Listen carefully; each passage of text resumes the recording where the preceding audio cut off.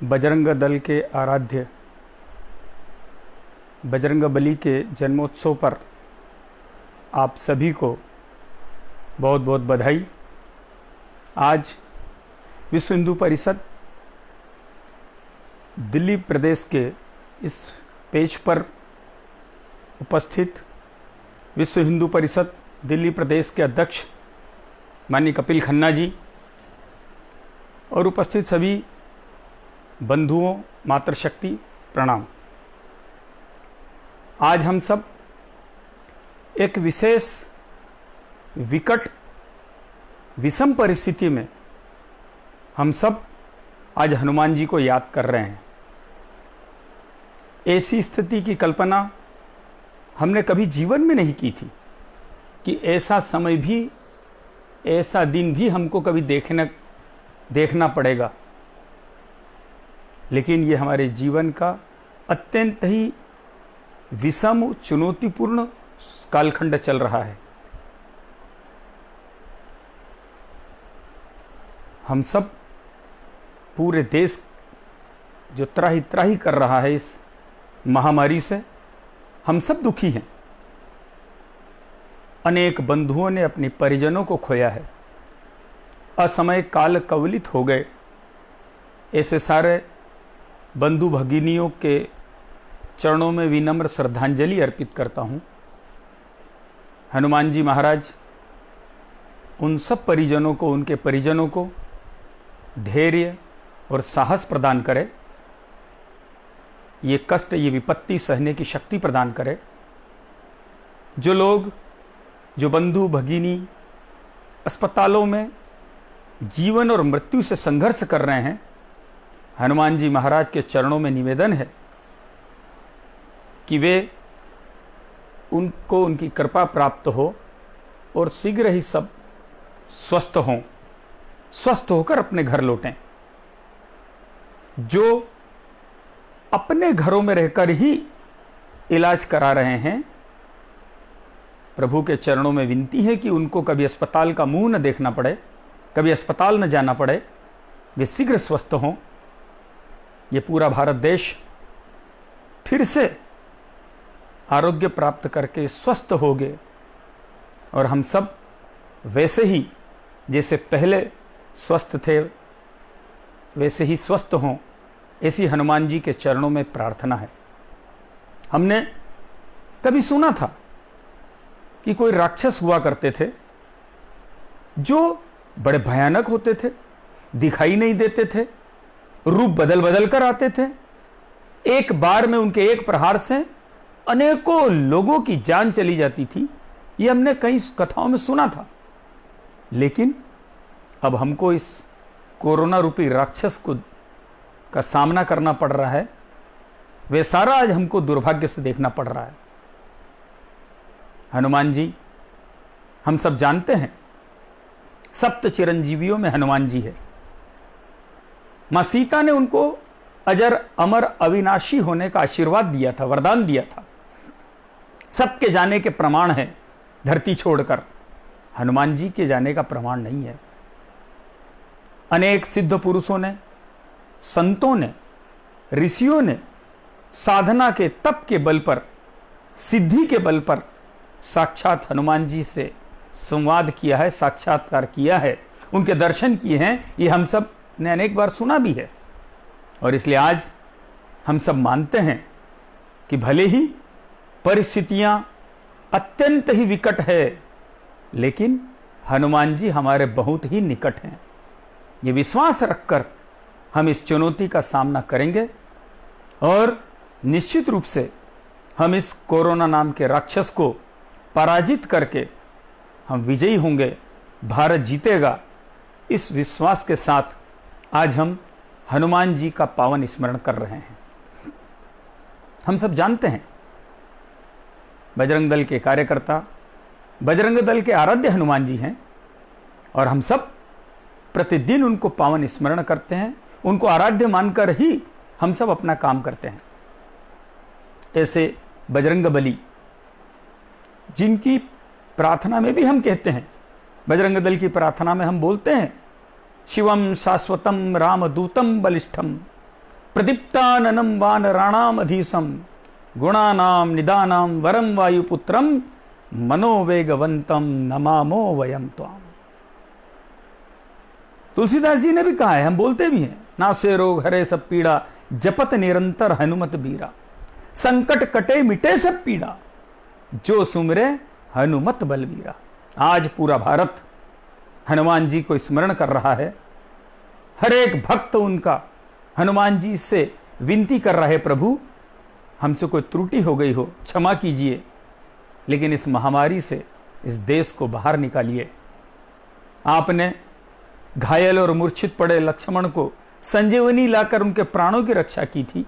हे प्रभु, आज हजारों लाखों लोग मूर्छित अवस्था में हैं, उन सबको आप अपना आशीर्वाद रूपी संजीवनी प्रदान करें और उनको संजीवनी देकर उनके प्राणों की रक्षा करें। प्रभु, यह आपके चरणों में प्रार्थना है।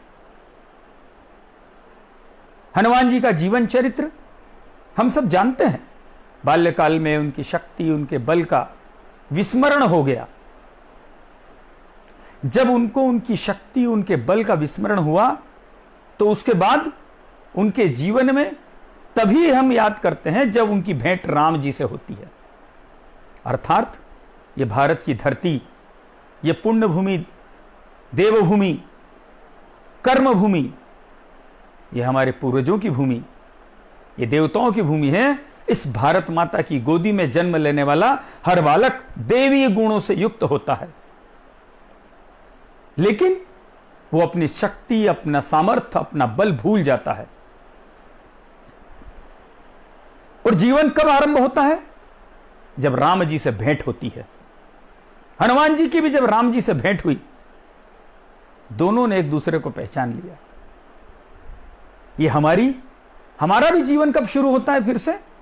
जब हम संगठन में प्रवेश करते हैं, जब हम समाज का काम करने का मन बनाकर किसी संगठन के माध्यम से, वो बजरंग दल है, विश्व हिंदू परिषद, सारे जितने भी अपने संगठन के काम करने वाले कार्य विभाग हैं, उसके माध्यम से जब हम समाज का काम करने के लिए अपना मन बनाकर तैयार हो जाते हैं, इसका मतलब है कि संगठन से हम जुड़े। इसका मतलब है कि राम जी से हमारी भेंट हो गई। क्योंकि जब संगठन से जुड़ते हैं ना, तो हमको एक व्यापक दृष्टि मिलती है, एक बड़े समाज के दर्शन होते हैं। कई बार हमको अकेले में लगता है, भीड़ में भी हम अकेला महसूस करते हैं, लाखों लोगों की भीड़ में खड़े लेकिन अकेले हैं। लेकिन जब संगठन में जुड़ते हैं तब लगता है कि मैं अकेला नहीं हूं, मेरे साथ लाखों लोग जुड़े हुए हैं। अकेला व्यक्ति होता है तो सोचता है मैं अकेला क्या कर लूंगा, मैं क्या कर सकता हूं। लेकिन जब वही व्यक्ति संगठन जुड़ता है तब उसको लगता है कि नहीं, मैं अपनी शक्ति, अपने सामर्थ्य जो ईश्वर ने मुझे प्रदान किया है, उसके बल पर मैं समाज का बहुत बड़ा काम कर सकता हूं। और इसलिए जब राम जी का हनुमान जी से भेंट हुई, तब यही हमारा भी अपना है कि संगठन से हमारी भेंट हो जाए, संगठन में हमारा प्रवेश हो जाए। और कोई भी कार्यकर्ता कैसा परिणाम देगा, कैसा काम करेगा, कितने समय काम करेगा, कितना लंबा काम करेगा, यह निर्भर करता है उसके प्रवेश के समय, कि जब वो संगठन में प्रवेश करता है तब वो किस भाव से उसने प्रवेश लिया, मन में क्या विचार रखकर प्रवेश लिया। उसके मन में अपने समाज, अपने देश, अपने धर्म के प्रति कर्तव्य का भाव है, सेवा का भाव है, अपने देश और समाज की सुरक्षा का भाव है, तब फिर वो जीवन भर काम करता है। हम जब आगे बढ़ते हैं तो उन्होंने सुग्रीव और राम जी की भेंट कराई। यानी खुद तो पहले संगठन यानी राम जी से मिले ही मिले, लेकिन उसके बाद उन्होंने सुग्रीव से भेंट कराई। इसका अर्थ क्या है? हम जब पहले संगठन से जुड़ते हैं, जब हमें अपने काम की दिशा मिल जाती है, तब फिर हम अपने परिचितों को, अपने मित्रों को, अपने परिजनों को, अड़ोसी पड़ोसी को, मोहल्ले के लोगों को, सबको हम संगठन से जोड़ते हैं। जैसे सुग्रीव को राम जी से जोड़ा, ये हमारा भी काम रहता है, गांव गांव के अंदर अपने काम को फैलाना। अभी इस राम जन्मभूमि के निधि संग्रह अभियान में कितने गांव में हम लोग गए, कितने नए लोग जुड़े। वे राम जी के मंदिर के लिए सक्रिय हुए थे, वे राम जी के काम के लिए सक्रिय हुए थे। लेकिन अब हमारी भूमिका क्या है कि उनको संगठन से जोड़ना। राम जी के मंदिर का निधि समर्पण का काम तो हो गया, लेकिन अपने देश का काम अभी बाकी है, अभी बहुत काम बाकी है।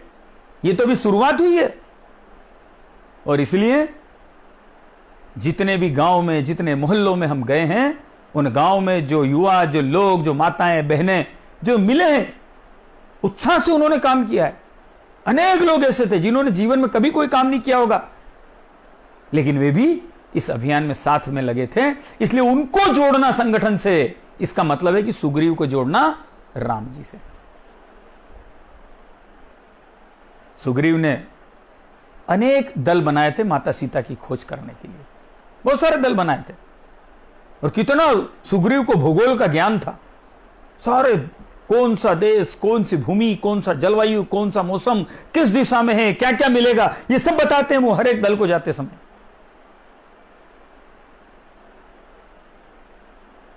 और जब सब दल जाते हैं, सब राम जी को प्रणाम करने आते हैं, तो सबको राम जी आशीर्वाद देकर भेजते हैं, लेकिन केवल हनुमान जी को ही अंगूठी देते हैं। इसका मतलब क्या है?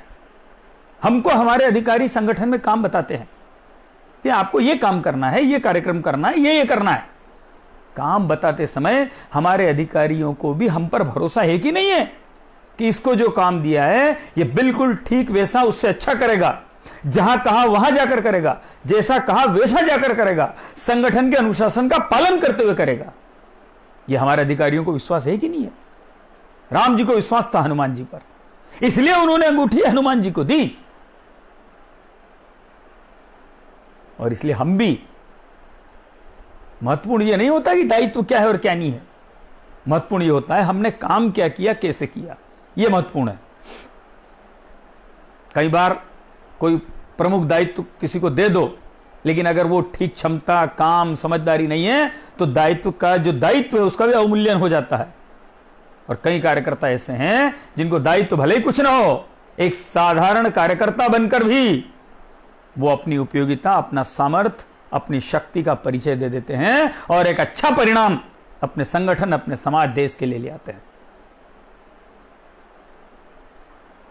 और इसलिए जो काम मिला उस काम को ठीक तरीके से करना।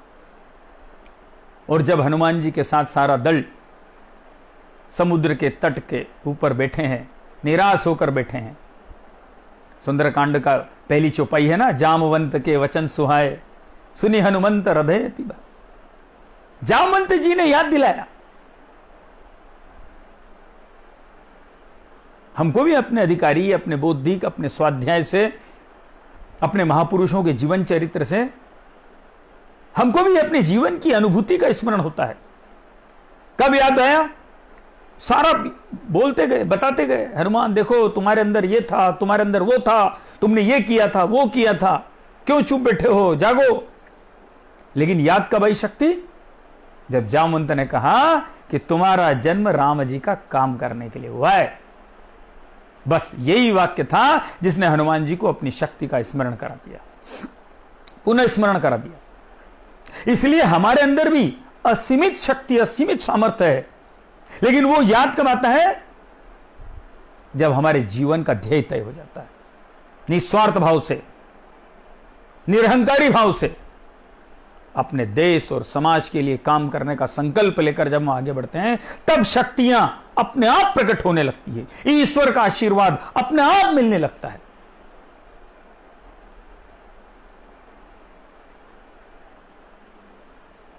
और इसलिए जीवन की दिशा, हमारा जन्म क्यों हुआ है, हम पैदा क्यों हुए हैं, हम करना क्या चाहते हैं इस जीवन में, कितने साल जिए हम, यह महत्वपूर्ण नहीं होता, हम कैसे जिए यह महत्वपूर्ण होता है। आज देखो हमने कितना बटोरा, यह महत्वपूर्ण नहीं है, हमने कितना बांटा यह महत्वपूर्ण है। जो बटोरा जाता है, ऐसा कहते हैं, वो विषाद होता है, और जो बांटा जाता है वो प्रसाद होता है। आज देखिए आप, अनेक संपत्ति वाले भी अपनी संपत्ति के बाद भी अपने प्राणों की रक्षा नहीं कर पा रहे, लेकिन समाज सेवा करने वाले सब लोग आज कैसा अपने आप को दांव पर लगाकर, अपने सारे संगठन के कार्यकर्ता पूरे देश के अंदर लगे हुए हैं। आप कल्पना कीजिए, जब अपने कार्यकर्ता ऐसी परिस्थिति में, ऐसी महामारी में घर से निकलते हैं, तो आखिर उनको भी तो चुनौती आती है, उनके ऊपर भी विपत्ति आ सकती है। शाम को जब घर आते हैं, मेरे परिवार के लोग भी असुरक्षित हो सकते हैं मेरे कारण। लेकिन ये सबके बावजूद अपने कार्यकर्ता आज पूरे देश के अंदर संघ विचार परिवार से प्रेरित होकर काम करने वाले सारे कार्यकर्ता, स्वयंसेवक संगठन आज पूरे देश के अंदर हिंदू समाज की सेवा कर रहे हैं। क्यों? क्योंकि हिंदू समाज का सुख मेरा सुख है और हिंदू समाज का दुख मेरा दुख है। हिंदू समाज के ऊपर आई हुई हर विपत्ति मेरी विपत्ति है। यह भाव हमने अपने कार्यकर्ताओं में आरंभ से ही रोपा हुआ है। इसी भाव से हम काम कर रहे हैं। और इसलिए आज जब विपत्ति में समाज है तो हमारा कार्यकर्ता घर कैसे बैठ सकता है। और इसलिए अपने कार्यकर्ता भी अपने आप को दांव पर लगाकर कोई रक्तदान कर रहे हैं, कोई प्लाज्मा दे रहे हैं, कोई भोजन करा रहे हैं। जो परिजन है अस्पतालों में लेकर आए हैं, गांव से लेकर शहर में आए हैं, उनको भोजन की व्यवस्था नहीं है, वो भोजन करा रहे हैं। कहीं चिकित्सा में सहायता कर रहे हैं, कई वैक्सीन लगवाने के लिए सहयोगी भूमिका निभा रहे हैं, लोगों को प्रेरित कर रहे हैं वैक्सीन लगवाने के लिए।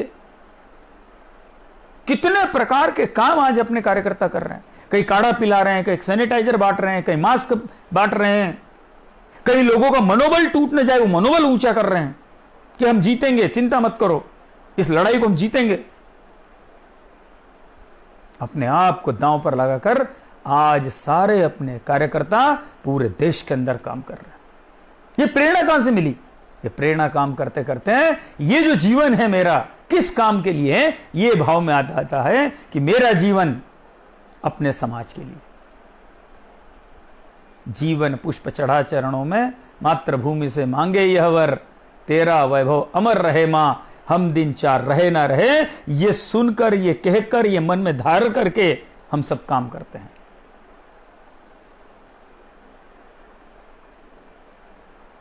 अनेक शमशान घाटों पर अंतिम संस्कार करने के लिए काम में लगे हुए हैं।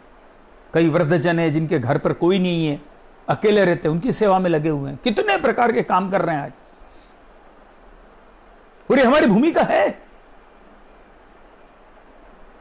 बजरंग दल का तो तीन जो बिंदु, उसमें पहला ही बिंदु है सेवा।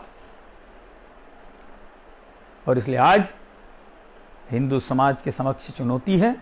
हिंदू समाज विपत्ति में है और उस विपत्ति में सेवा करने के लिए सारे कार्यकर्ता अपने आप को दांव पर लगाकर आज पूरे देश के अंदर सेवा कार्य कर रहे हैं।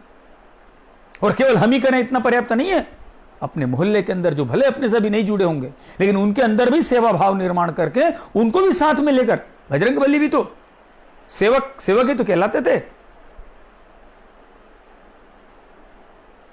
राम जी के सेवक, तो हम हिंदू समाज के सेवक हैं, भारत मां के सेवक हैं।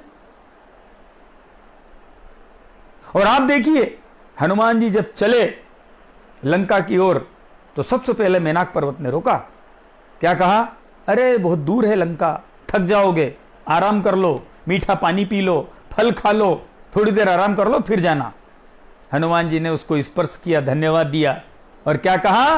राम काज की ने बिनु मोहि कहां विश्राम। जब तक राम जी का काम न होगा हम विश्राम कैसे कर सकते हैं?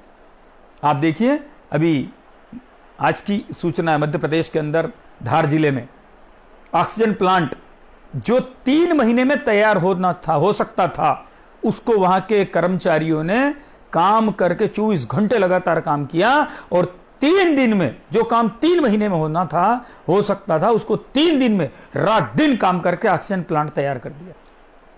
राम काज कीजिए बिनु मोहि कहां विश्राम। विपत्ति में समाज है, विश्राम कैसे हो सकता है?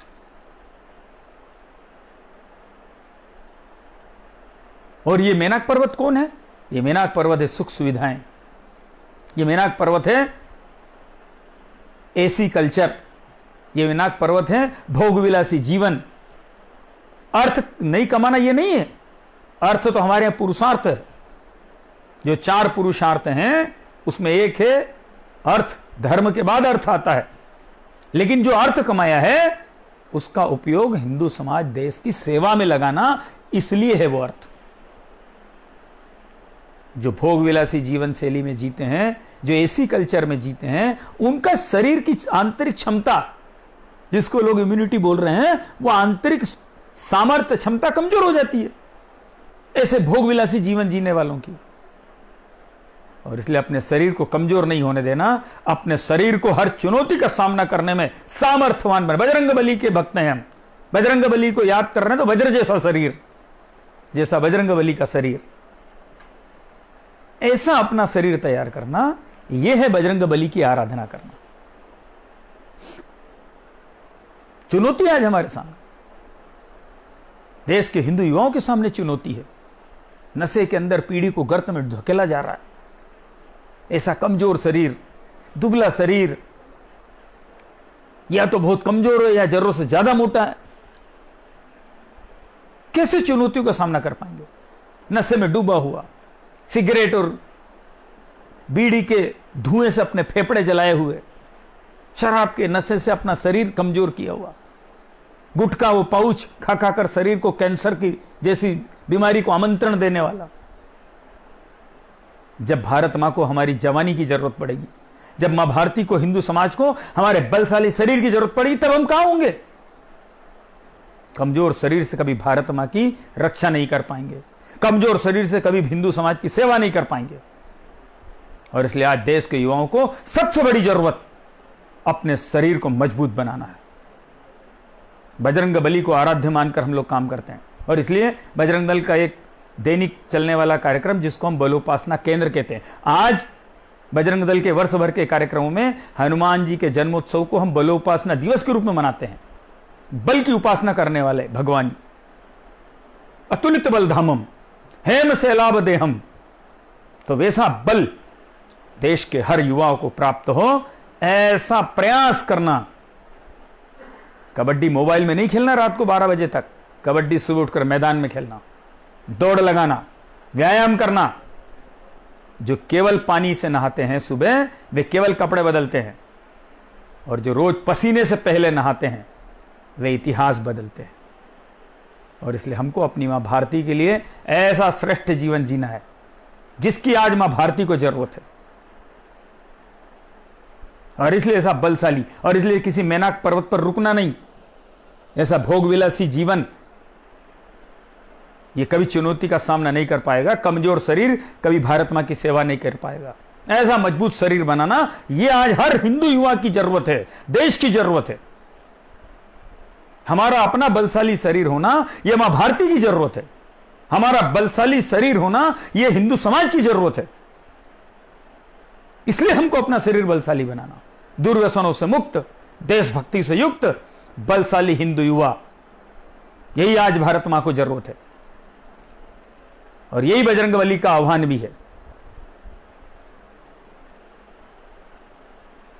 सूरसा कैसे खड़ी है? मुंह फैलाकर खड़ी है सूरसा। हनुमान जी दुगुना रूप बढ़ाते हैं, वो और दुगुना करती है, हनुमान जी और दुगुना करते हैं, 100 योजन, और तुरंत अंदर जाकर बाहर आ गए। क्या मतलब इसका? ये सूरसा कौन है? ये सूरसा मुंह फाड़कर खड़ी है। ये भारत के सामने चुनौती है, चाहे वो चुनौती कोरोना रूपी राक्षस की हो, चाहे चुनौती देश के अंदर भारत विरोधी, हिंदू विरोधी, राष्ट्र विरोधियों की हो। यह सूरसा के रूप में मुंह फाड़कर खड़ी है। लेकिन इस चुनौती का सामना कैसे होगा? तो जैसे जैसे सूरसा अपना मुंह बढ़ाती, हनुमान जी दुगुना करते। क्या मतलब इसका? अपने काम को बढ़ाना। हनुमान जी के शरीर को बढ़ाने का मतलब क्या है? हर मोहल्ले के अंदर, हर गांव के अंदर कोई मोहल्ला न छूटे जहां 20-25 युवा अपने काम से इस देश से न जुड़े हों। और जहां अपना काम खड़ा हो जाता है, जहां बजरंग दल से 20-25 युवा जुड़ जाते हैं, जहां गांव के अच्छे लोग, माताएं, बहनें अपने संगठन जुड़ जाती है, फिर वहां राष्ट्र विरोधी, हिंदू विरोधी अपने देश की चुनौती के सामने टिक नहीं सकते। वे हमारे सामने टिक नहीं पाएंगे।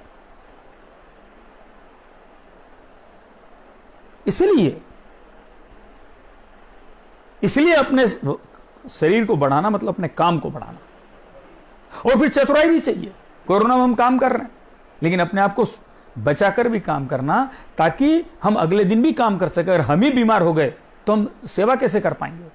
और इसलिए बड़ी चतुराई से सूरसा के मुंह में गए और सुरक्षित लौट कर आ गए। ये बुद्धि कुशलता भी चाहिए, समझदारी भी चाहिए, सावधानी भी चाहिए, लापरवाही नहीं करना इस समय सेवा काम करते समय। और इसलिए जो जो भी सावधानियां बताई गई है वो सारी सावधानियों का पालन करते हुए सुरसा नाम के राक्षस के मुंह में जाना, कोरोना नाम के राक्षस के मुंह में जाना और बाहर निकल के आना। लंका में जाकर भी विभीषण का पता लगाया जा सकता है। और इसलिए कौन है शत्रु के घर में भी जो अपना मित्र बन सकता है, क्योंकि हम सुनते हैं ना, घर का भेदी लंका ढहाए। ये लंका तभी जलेगी, लंका तभी ढहाई जाएगी जब कोई उस घर का भेदी मिलेगा। सीता माता के पास पहुंचे, प्रणाम किया, अंगूठी दी, पर सीता माता को भरोसा नहीं हुआ। क्या परिचय दिया, क्या कहा हनुमान जी ने सीता माता को कि मैं वो हूं, मैं हनुमान हूं, मैंने बचपन में ये कर लिया था, मैं एक समुद्र को लांग कर आया, मैंने मैनाक पर्वत पर ये किया, मैंने सुरसा को ये किया, ये बताया क्या? मैंने लंकिनी को मारा, ये बताया क्या? उन्होंने परिचय में क्या कहा? राम दूत में मातु जानकी, सत्य शपथ करुणा निधान की। उन्होंने कहा कि मैं तो राम का दूत हूं, सेवक हूं राम का।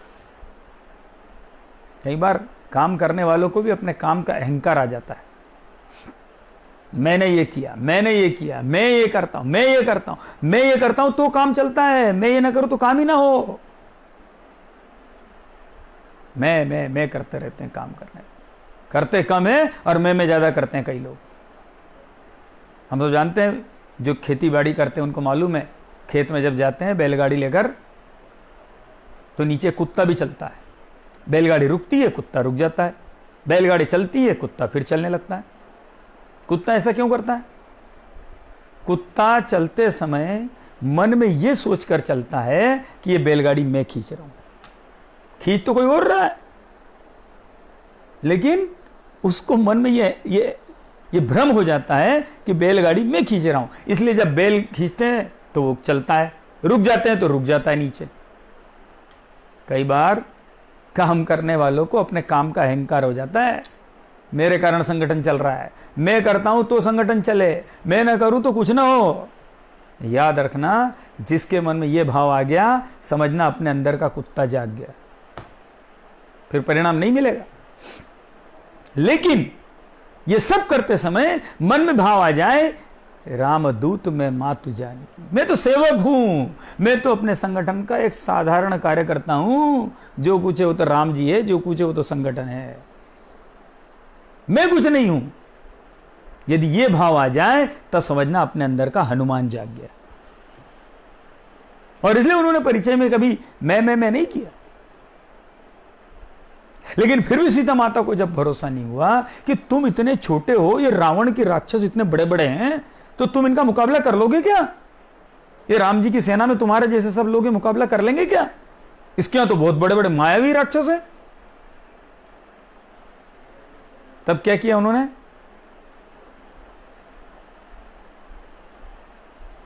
भूधराकार शरीरा, समर भयंकर अति बलवीरा, गगन भूधराकार शरीरा, ऐसा विराट रूप कर। हमको भी जब काम करते हैं, अपने समाज को भी कई बार भरोसा नहीं होता है कि ये 10-20 लोग घूमते रहते हैं, काम करते रहते हैं, क्या कर लेंगे।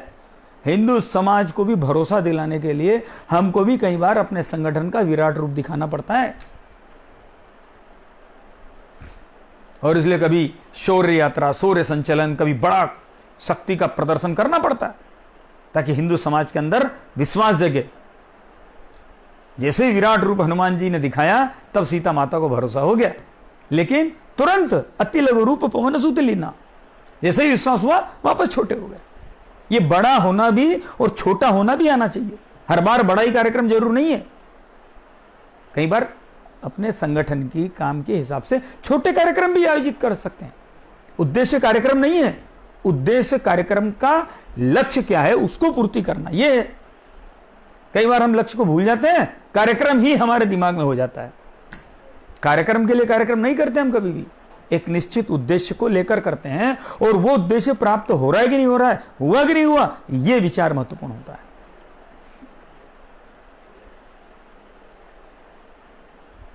अनुमति ली उन्होंने फल खाने की, बिना अनुमति के भी खा सकते थे, लेकिन उन्होंने अनुमति ली। इसलिए हम भी कोई काम करते हैं, कुछ विचार बनाया, कोई योजना बनाई, तो अपने अधिकारियों को बताना, चर्चा करना, अपने सहयोगी के साथ विचार विमर्श करना, सामूहिक निर्णय करना। इससे दो बातें हैं, एक तो अहंकार नहीं आएगा, नहीं तो आप अकेले ही कर रहे हैं तो मैं वाली बात आती है। साथ मिलकर करते हैं तो फिर किसी एक व्यक्ति के कारण सफलता नहीं है, हम सबका सामूहिक प्रयास है, ये अहंकार नहीं आता। और दूसरा, सफलता विफलता पूरी टीम निर्णय करती है, तो पूरी टीम की उसकी जिम्मेदारी होती है। और इसलिए, और देखो राम रावण का जो युद्ध हुआ उसकी शुरुआत तो हनुमान जी ने की थी, रावण के लड़के को अक्षय कुमार को मार के शुरुआत तो वहीं से हो गई थी युद्ध की। दुश्मन को भी, एक कार्यकर्ता भी हमारा कितना भारी पड़ता है, यह अनुभूति करा देना, यह महत्वपूर्ण होता है। उसके लड़के को मारा, अक्षय कुमार को, और खुद अपने आप को बंधा लिया।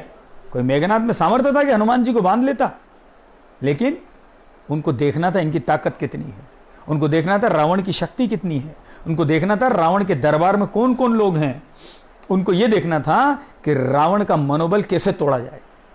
इसलिए वो गए बंधा कर, और वहां जाकर उन्होंने किया। रावण अपना बखान करने लगा, मैंने ये किया, मैंने वो किया। तो हनुमान जी ने क्या किया? हाँ, मैं जानता हूं तुम कौन हो। अरे तुम वही हो ना जिसको भगवान सहस्त्रबाहु ने नर्मदा जी के तट पर पराजित किया था, और तूने क्षमा मांगी, तब भगवान सहस्त्रबाहु ने तुझे छोड़ा था। तुम वही हो ना? अरे तुम तो वही हो ना जिसको युद्ध में बाली ने पराजित किया था। 6 महीने तक तुमको कांख में दबा कर रखा था बाली ने, तुमने उनसे भी क्षमा मांगी, तब तुमको छोड़ा। तुम वही हो ना? ये बोलकर रावण का मनोबल तोड़ा, उसको ये एहसास करा दिया कि तू अजय नहीं है, 2 बार तू पराजित हो चुका है, तीसरी बार फिर होगा। इसलिए शत्रु का मनोबल तोड़ना और अपने साथ काम करने वालों का मनोबल बढ़ाना, अपने साथ काम करने वालों का मनोबल, यही तो हो रहा है। हिंदू समाज का मनोबल तोड़ने के लिए ही इन लोगों ने हमको अपमानजनक इतिहास पढ़ाया, हमको गुलामी का इतिहास पढ़ाया, सिर्फ इसलिए कि हिंदू समाज का मनोबल टूटे। ये दुर्भाग्य इस देश का कि हमको हमारे पूर्वजों से परिचय नहीं कराया गया, हमारे शरीर में किनका खून दौड़ता है उस खून से परिचय नहीं कराया गया, गुलामी का इतिहास पढ़ाया गया। और इसलिए हम सब अपने पूर्वजों के गौरवशाली इतिहास से इस पीढ़ी को परिचय कराएं, उनके अंदर विश्वास जगाएं कि भारत कभी पराजित नहीं हुआ, कभी भी नहीं होगा, कभी नहीं होगा। ये विश्वास प्रत्येक हिंदू के मन में जगाना, और ये अपने पूर्वजों के गौरवशाली पराक्रम को, इतिहास को याद दिलाने से होता है।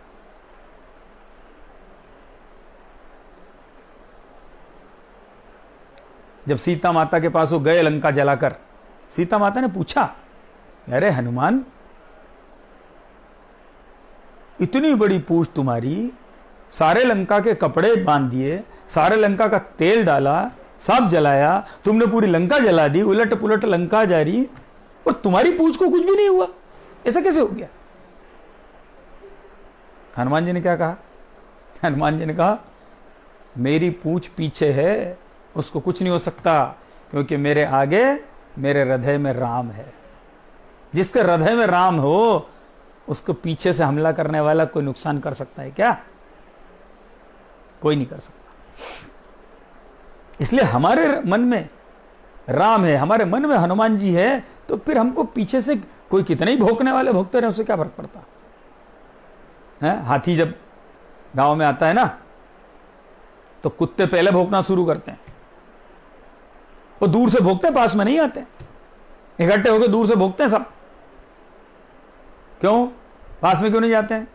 क्योंकि उनको मालूम है पास में जाएंगे तो पैर एक रखते ही दब जाएंगे।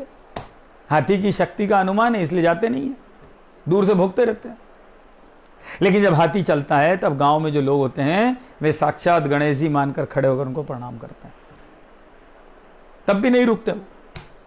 कुत्ते भौंक रहे हैं तब भी पीछे मुड़ के नहीं देख रहे हैं, और आगे जो हाथ जोड़कर खड़े हैं प्रणाम कर रहे हैं उनके पास भी नहीं रुकते, वो चलते जाते हैं, अपनी चाल से चलते रहते हैं। तो हम जब काम करते हैं तब अनेक लोग भौंकते रहते हैं, दिखते हैं अपने को, काम करते हैं जो उनको अनुभव है, लेकिन हमने उनकी उस परवाह नहीं करना। अपने मन में मेल नहीं, अपन कहीं फेल नहीं। और इसलिए, और ये हाथ जोड़कर खड़े मतलब कौन है? प्रशंसा करने वाले। अरे तुम बजरंग दल, तुम विष्णु परिषद, तुम ही तो हो, तुमने ही तो किया। ये जो अपने मुंह पर अगर हमारी कोई प्रशंसा करे तो उससे कृपया हाथ जोड़कर आगे निकल जाना, क्योंकि ये प्रशंसा सुनते रहने के कारण हमारे अंदर अहंकार नाम की बीमारी आ सकती है। इसलिए प्रशंसा करने वालों के पास खड़े नहीं रहना, निकल जाना हाथ जोड़ के। कुत्तों से पूछा, क्यों रे कुत्तों, तुम हाथी को क्यों भोगते हो? उसने तुम्हारा क्या बिगाड़ा? कुत्ते क्या बोलते हैं मालूम है? हमको तकलीफ हाथी से नहीं है, हमको तकलीफ ही जो इसको हाथ जोड़ते हैं ना उनसे है। इसको हाथ जोड़ते हैं, हमको भगाते हैं। आपको बात समझ में आ रही होगी? भोगने वाले क्यों भोगते हैं? तकलीफ इसीलिए कि समाज में कार्यकर्ता की प्रतिष्ठा हो जाती है, समाज में कार्यकर्ता की मान्यता हो जाती है, समाज कार्यकर्ता के साथ खड़ा हो जाता है। ये तकलीफ होती है, इसलिए ऐसे लोग भोगते रहते। इसलिए चिंता नहीं करना, अपनी चाल से चलते रहना, अपने लक्ष्य को प्राप्त करना। तो सीता माता ने आशीर्वाद दिया, अजर अमर अविनाशी होने का आशीर्वाद। और आप देखिए, जब वो वापस गए हैं तो राम जी के पास जब गए तो सबने प्रशंसा की। अंगद ने ये कहा, जामवंत जी ने ये कहा, उन्होंने ये कहा, उन्होंने ये कहा। अरे हनुमान जी ने कभी नहीं कुछ कहा। और जब राम जी ने पूछा तो क्या कहा? सब आपके कारण हुआ है, मैं तो कुछ भी नहीं कर सकता। आपने ही शक्ति दी, आपने आशीर्वाद दिया, जिसके कारण ही ये हो पाया है।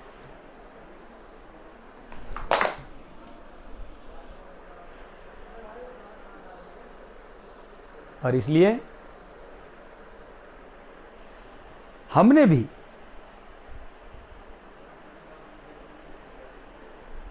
निरंकारी भाव से, निस्वार्थ भाव से सदैव अपना काम करते रहना है। हनुमान जी से हम हनुमान चालीसा में कुछ कहते हैं।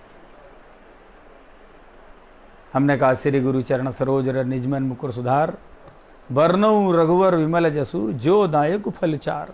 कौन से चार? क्या चार चीज क्या है? धर्म, अर्थ, काम और मोक्ष। ये चार पुरुषार्थ। और ये कर सकें अपने देश के लिए, उसके लिए आप हमको क्या दो? तो फिर हमने कहा बल बुद्धि विद्या दो। और क्या ले लो? हरहु क्लेश विकार। क्लेश है ना कष्ट, विकार है ना जो षड विकार है, काम, क्रोध, मद, मोह, लोभ, मत्सर, ईर्ष्या, ये सब ले लो। और दे क्या दो? बल बुद्धि विद्या दो। हम भी तो अपनी प्रार्थना में कहते हैं ना, स्वदेशम स्वधर्मम च पातु प्रयच्छ, बलम साहसम धैर्यमाचारशील, विभो देहि चास्मत् कृते तुम सहर्षम, श्रुतम ब्रह्मचर्यम कला कौशलम च। हमने भी तो अपनी प्रार्थना में हनुमान जी से मांगा है। और क्या करेंगे ये लेकर? अये वीर स्वामीन वयम प्रेरितास्म, त्वया कर्म कर्तुम स्वदेशाय नित्यम, सुशक्तम दलम शादतो हिंदू यूनाम, वयम सेवका निर्भयास्ते भवाम। बजरंग बली की जय। भारत माता की। तो हमने कहा जो भारत पहले जैसा था ऐसा भारत हमको बनाना है। हमारे पूर्वजों ने तो अपने भारत को सोने की चिड़िया बनाया था, ऐसी समृद्धि, ऐसी संपन्नता, लेकिन उस सोने की चिड़िया को इन दुष्टों ने शिकार किया, इन दुष्टों ने लूटा। सोमनाथ के मंदिर के लूट से लेकर 1947 14 अगस्त की रात तक इस्लामी हमलावरों और अंग्रेजों की लूट, जिसके कारण ये सोने की चिड़िया गरीब हो गई, अभावग्रस्त हो गई। और उसके बाद भी देश के अंदर जो सत्ताधीश आए उन्होंने भी लूट ही जारी रखी, अनेक लोगों ने, अनेक वर्षों तक। अभी कुछ साल पहले तक कोई दिन ऐसा खाली नहीं जाता था जिस दिन कोई घोटाले ना होते हों। ये तो पिछले 7 साल है जिस दिन घोटाला शब्द ही भूल गए लोग।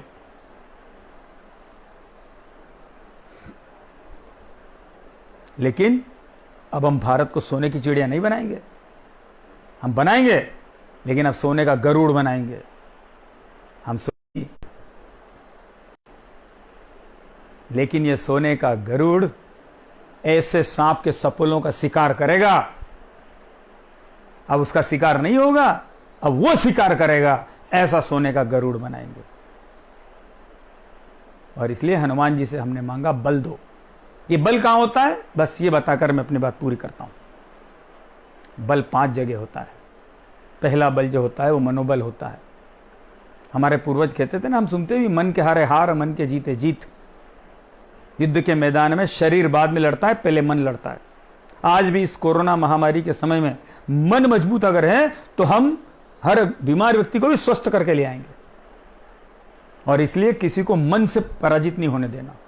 हर एक के अंदर विश्वास जगा रखना कि नहीं, कल का दिन सुबह उठेगा, जब मैं उठूंगा तो मैं स्वस्थ होकर उठूंगा, मुझे कोई पराजित नहीं कर सकता।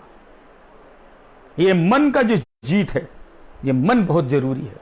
अन्यथा बंदूक हाथ में हो, लेकिन अगर मन पराजित हो तो बंदूक छीनकर हमको मार सकते हैं। पराजित मन से कभी युद्ध नहीं जीते जा सकते, न बीमारी से विजय प्राप्त हो सकते हैं। इसलिए आज हिंदू समाज को मनोबल ऊंचा बनाकर रखने की जरूरत है, और ये हमारा काम है, हर एक का मनोबल बनाकर रखना, और हमारा अपना भी मनोबल ऊंचा रखना। और ये मनोबल ऊंचा होता है विश्व हिंदू परिषद का ध्येय वाक्य, धर्मो रक्षति रक्षितः।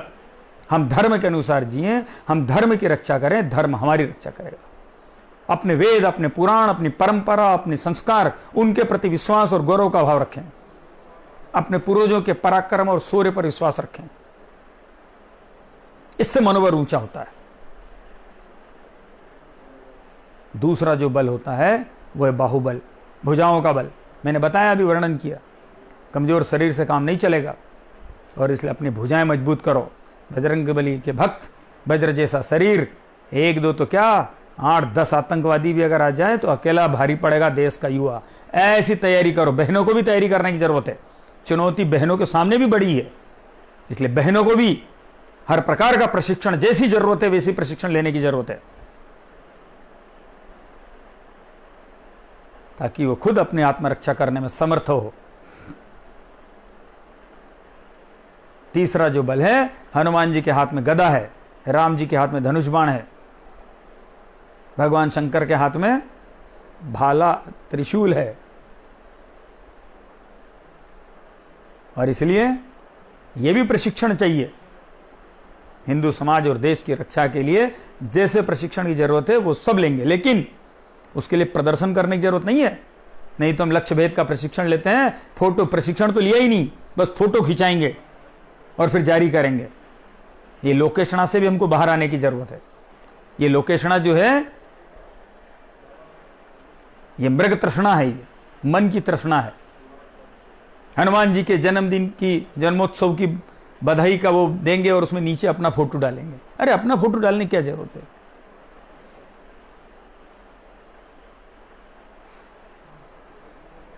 ये आत्म प्रसिद्धि छाया के समान है, याद रखिएगा। इसके पीछे जितने दौड़ोगे ये दूर दूर भागेगी। और इसलिए अर्धव्रत करो, सूरज की तरफ दौड़ो, ये पीछे पीछे आएगी। और अपनी प्रसिद्धि अपन क्या करें, अपने फोटो अपन क्या लगाएं? अपन तो अपने देश के लिए नीड का तृण तृण समर्पित, रक्त का कण कण समर्पित, और जीवन का क्षण क्षण मातृभूमि के लिए समर्पित करने के भाव से जिए। ऐसा जीवन जिए कि हमारी आने वाली पीढ़ियां अपना फोटो लगाएं। हम क्या अपना फोटो लगाएं? और इसलिए मैं, मेरा नाम, मेरा मुझे मंच, मुझे माला, मेरा फोटो, इन सब से बचना चाहिए। और इसलिए दूसरा बल, उसको अर्जित करो बिना प्रचार प्रसार, बिना प्रसिद्धि के। और तीसरा जो है बुद्धि का बल है। चौथा ज्ञान, बुद्धि, ये समझदारी भी जरूरी है। क्या करना, क्या नहीं करना, कहां आगे बढ़ना, कहां पीछे हटना, कहां छलांग लगाना, कहां मौन रहना, कहां क्या बोलना, ये सब समझदारी है।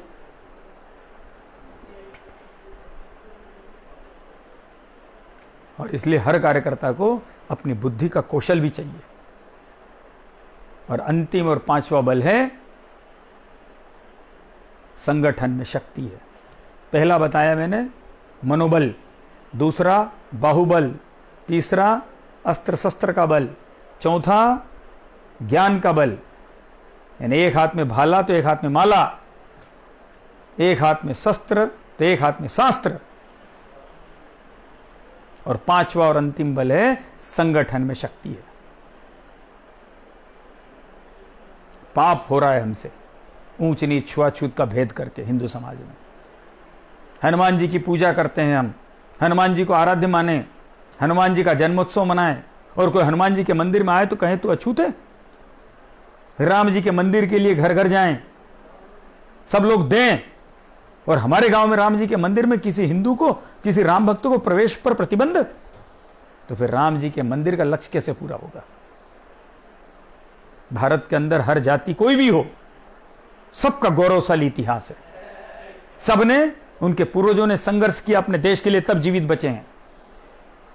1309 साल से संघर्ष करके हम जीवित हैं, केवल इसीलिए कि भारत के अंदर रहने वाले हर हिंदू ने, हर जाति ने, सबने संघर्ष किया है अपने देश के लिए, धर्म के लिए बलिदान दिया है। अछूत वो है जो छुआछूत का भाव जिसके मन में है, वो अछूत है।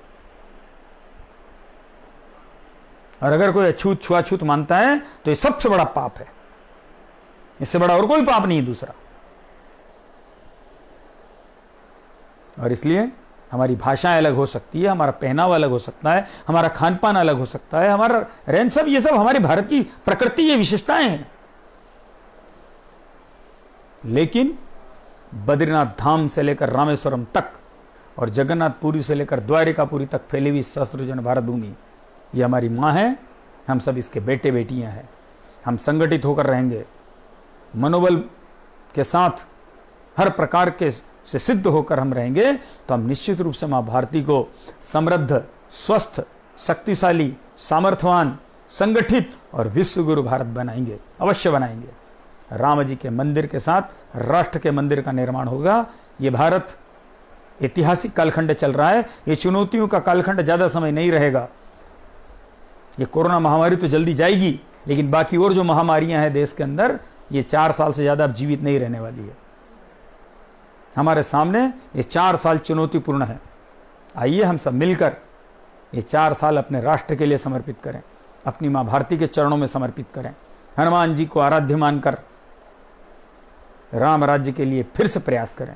हम सफल होंगे, यशस्वी होंगे, विजयी होंगे, इस विश्वास के साथ, अदम्य विश्वास के साथ, साहस, धैर्य, मनोबल ऊंचा रखते हुए, निर्भय होकर, और बजरंग बली हमारे साथ हैं ये मन में विश्वास रख के, बजरंग बली सदैव हमारे साथ हैं, उनका आशीर्वाद हमें प्राप्त है। और आज फिर से बजरंग बली के चरणों में कि हे बजरंग बली, आज आपका प्राकट्य है, आपके प्राकट्य के प्रकाश से ये कोरोना रूपी राक्षस का विनाश हो, भारत की